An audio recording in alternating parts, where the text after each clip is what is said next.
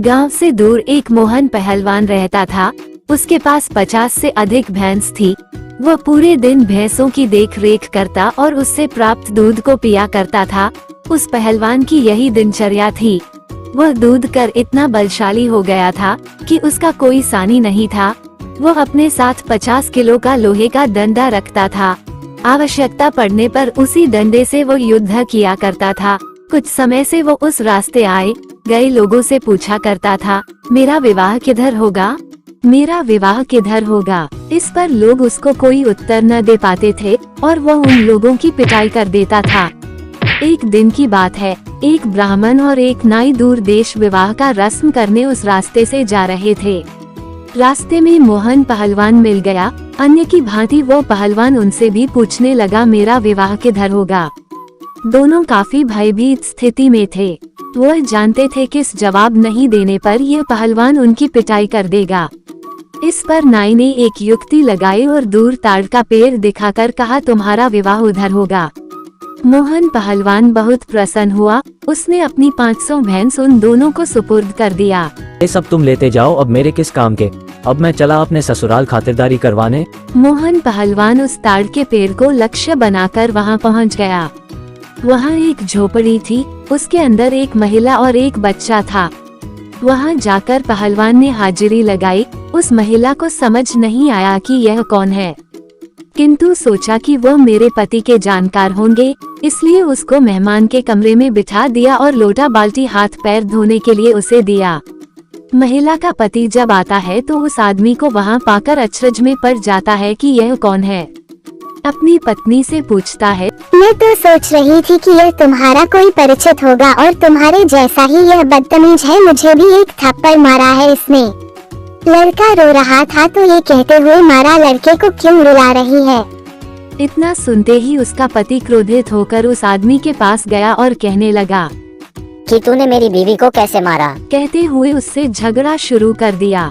मोहन पहलवान था, वह ये बदतमीजी बर्दाश्त नहीं कर पाया। उसने अपना लोहे का डंडा उठाया और एक सिर पर लगा दिया।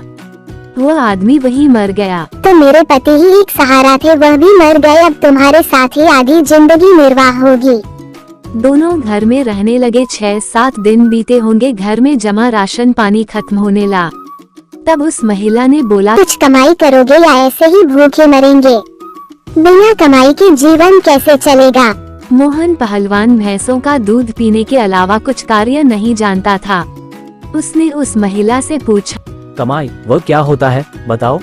महिला ने उसे बताया कि राजमहल में जाकर राजा से कुछ खेती के लिए जमीन मांग लो, जिस पर खेती करके अपना अनाज उपजाया करेंगे। पहलवान अपना डंडा हाथ में लेकर राजमहल के तरफ चल पड़ा। राजमहल से कुछ दूर रहा होगा कि लोगों ने उसे अपनी ओर आते हुए देखा तो वहां सब डर के मारे थर थर कांपने लगे। वो यहाँ आ रहा है, एक आध को मार डालेगा। राजा ने अपने मुंशी को तुरंत उसके पास जाकर उसके आने का कारण पूछने के लिए भेजा। मुंशी मोहन पहलवान के पास गया और उसके यहाँ आने का कारण पूछा। इस पर मोहन ने बताया कि मैं खेती के लिए कुछ जमीन राजा से मांगने आया हूँ। तुम यही ठहरो, मैं राजा को बता कर आता हूँ। इस पर राजा मुंशी को आदेश देते हैं, वो जितनी जमीन और जहाँ मांग रहा है उसे वहाँ दे दो। मुंशी तुरंत मोहन पहलवान के पास जाता है और उसे चालाकी से एक जमीन देता है जो शमशान घाट के पास बंजर पड़ी थी। मोहन पहलवान उस जमीन पर जुताई करने से पूर्व सोचता है कि यह खेत में आ रहा पीपल का पेड़ जिसके कारण हमारी फसल कम हो जाएगी, इसे अपने खेत से हटा देता हूँ। ये सोचकर उसने पीपल के पेड़ पर लोहे का एक डंडा मारा जिसमें से 150 भूत नीचे उतरे और मोहन पहलवान से लड़ाई करने लगे। मोहन पहलवान उन 150 भूतों का सामना डटकर करने लगा। किसी भूत का हाथ टूटा, किसी का सर फूटा, किसी का पैर टूटा। सभी लाइन से खड़े हो गए और माफी मांगने लगे।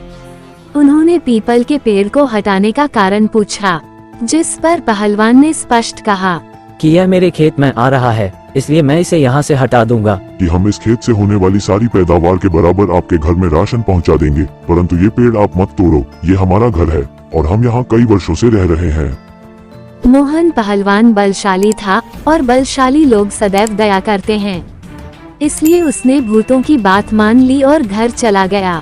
अब भूतों ने मोहन पहलवान के घर 6 महीने का राशन भंडार कर दिया। मोहन ऐश मौज की जिंदगी यापन करने लगा।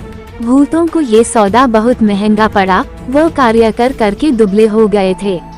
एक दिन बाद भूतों के गुरुजी वहां पहुंचे और उन्होंने उन सबको दुबला पाकर कारण पूछा तो सभी भूतों ने बताया कि एक पहलवान है, उसकी जी हजूरी करने, उसको राशन पहुंचाने, ये सब काम करने में हमारा सारा वक्त चला जाता है, जिसके कारण हम दुबले होते जा रहे हैं। गुरुजी को ये बात बुरी लगी और बदला लेने के लिए वो बिल्ली का वेश बनाकर पहलवान के घर जा पहुँचे। पहलवान के घर रोज बिल्ली दूध पी जाती थी, इस पर वो बहुत परेशान था। आज सबक सिखाने के लिए पहलवान डंडा लेकर दरवाजे की आड़ में खड़ा था। बाहर से बिल्ली के वेश में आए भूतों के गुरुजी ने उस पहलवान को दरवाजे के पीछे छिपा देख लिया था और दांव लगा रखा था कि कब उसकी आंख से ओझल होकर उस पर वार किया जाए।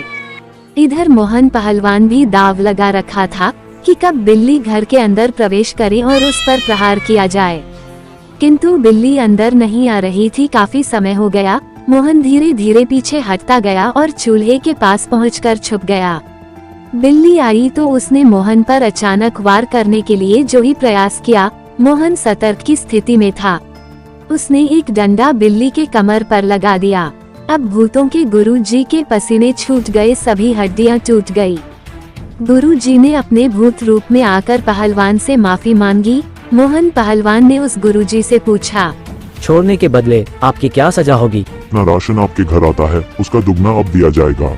इस पर मोहन ने गुरुजी को छोड़ दिया। गुरुजी अपने चेलों के घर पहुँचे और पूरा वाकया बताया। अब राशन दुगना पहुँचाना होगा। इस पर उनके सारे चेले सिर पीट कर रह गए। एक तो पहले से ही दुबले थे, अब और यह आफत।